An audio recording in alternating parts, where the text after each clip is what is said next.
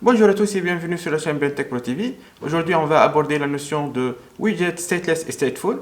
C'est quoi un widget stateless? C'est un widget qui ne dépend pas d'autres informations que ceux fournis par son parent lors de sa construction. En effet, aucun événement utilisateur ne pourra relancer la construction d'un widget s'il est déclaré comme étant stateless.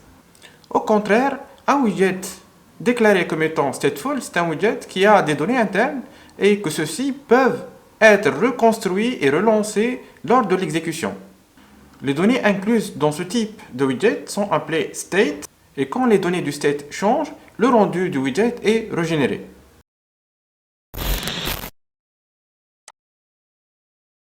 Donc on va lancer Android Studio et nous allons créer un nouveau projet de type Flutter.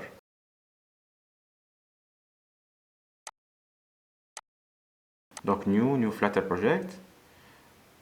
On va s'assurer que le Flutter SDK Path est indiqué, c'est bien. Donc maintenant, on va passer au niveau du project name.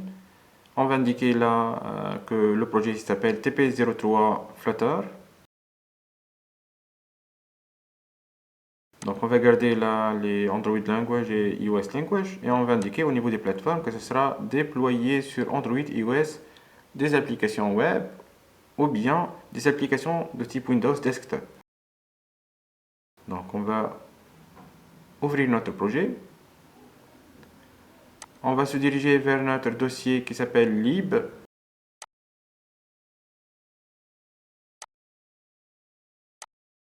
On va ouvrir notre fichier main.dart.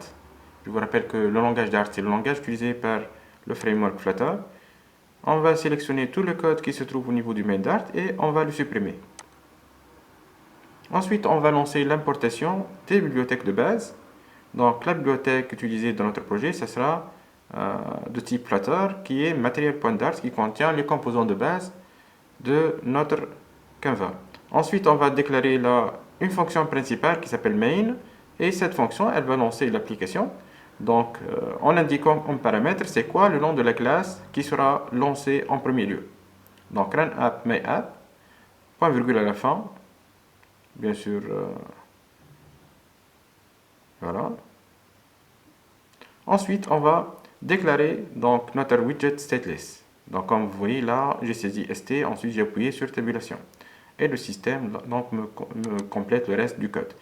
Donc là, on va retourner Material App.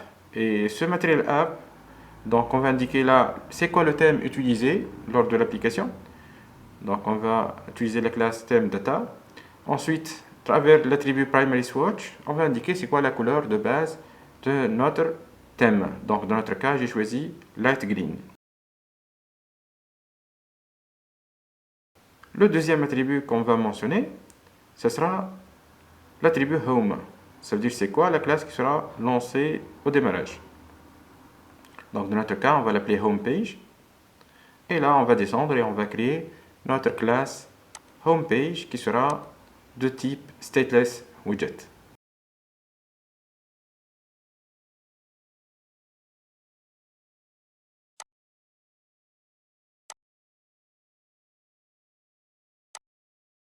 Donc là, on va essayer de lancer notre émulateur. Donc l'émulateur n'est pas connecté, donc on doit le démarrer. Une fois c'est démarré, donc il faut appuyer sur le triangle en vert là, qui nous permet de lancer notre application Android. Donc comme vous savez, le format d'exécution d'un projet Android est de type APK.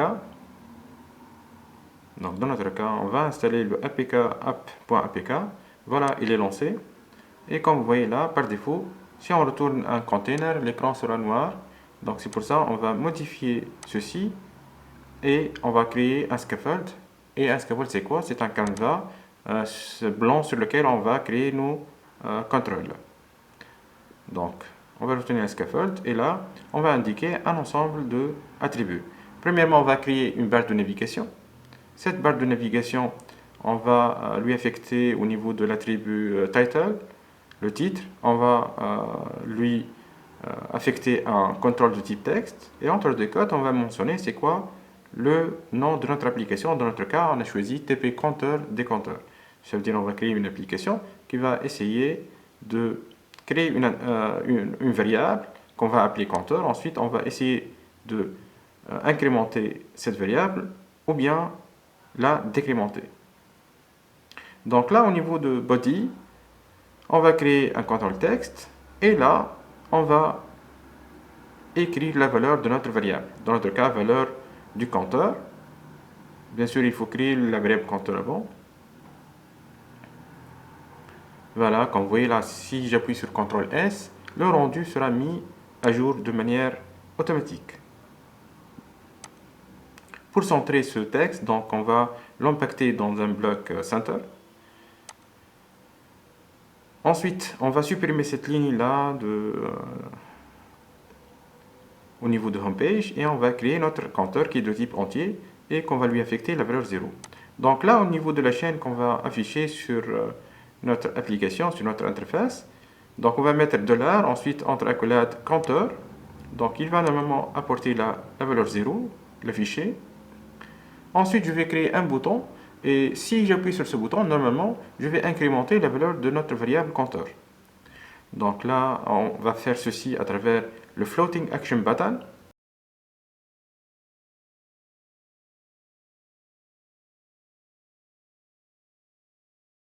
Là, je vais indiquer c'est quoi l'icône que je vais utiliser. Donc dans notre cas, c'est l'icône Add. Et on doit ajouter aussi l'événement onPressed, donc le traitement qu'on va lancer si on appuie sur ce bouton. Dans notre cas, on va incrémenter la variable compteur de plus 1. Donc plus compteur, c'est l'équivalent de compteur égal à compteur plus 1. Donc là, vous remarquez bien que si j'appuie sur plus, la valeur ne change pas. Donc ce que je vais faire, je vais essayer de vérifier le contenu de notre variable, et ceci à travers la fonction print. Et print, la sortie de print, ça sera sur la console. Donc je vais à chaque fois afficher la valeur du compteur, de la variable compteur sur la console. Comme vous voyez là, elle est 1, 2. Donc c'est bien, donc on est en train de modifier la variable compteur. Mais comme vous remarquez au niveau de l'interface, c'est toujours 0. Ceci pourquoi? Parce que c'est un widget stateless. Ça veut dire que si on change cette variable, on ne peut pas reconstruire le rendu de l'interface. C'est pour ça qu'on a converti maintenant le widget en stateful. Ensuite, on va créer la méthode setState. Et tout ce qui est mis à l'intérieur de cette state, il sera mis à jour au niveau de l'interface. Donc maintenant, si je sauvegarde et j'appuie sur le bouton appuyer, vous remarquez bien que la valeur a été modifiée et mise à jour au niveau de la console et au niveau de l'interface de notre application Flutter.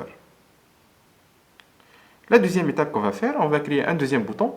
Et ce deuxième bouton, il va décrémenter 1 de notre variable compteur. Donc pour ceci, on aura besoin de déclarer un row, une ligne. Ça veut dire que les contrôles seront arrangés de manière horizontale. Donc pour le row là, on aura besoin de deux boutons. Donc on va déclarer là un tableau au niveau de children, les enfants de cette ligne. Et on va mettre là les floating action buttons à l'intérieur de ce tableau. Donc bien sûr, il faut copier là le contenu de floating action button.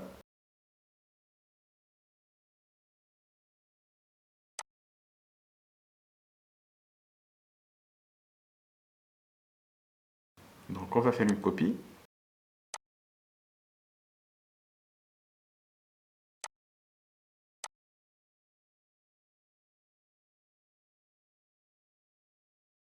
Voilà, donc les deux boutons s'affichent maintenant en bas à gauche. Donc ce qu'il faut faire là, il faut les arranger.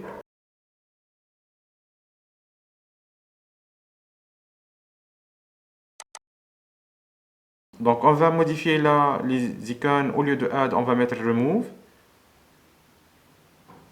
Et pour les aligner à droite, il faut mentionner là, après la déclaration du row, donc main axis alignment, on va lui attribuer main axis alignment.end.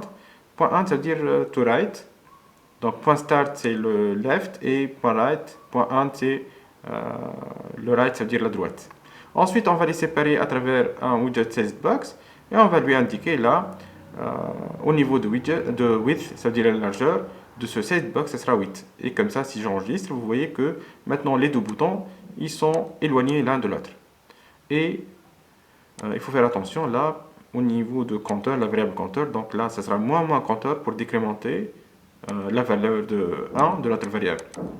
Et voilà, notre application est fonctionnelle.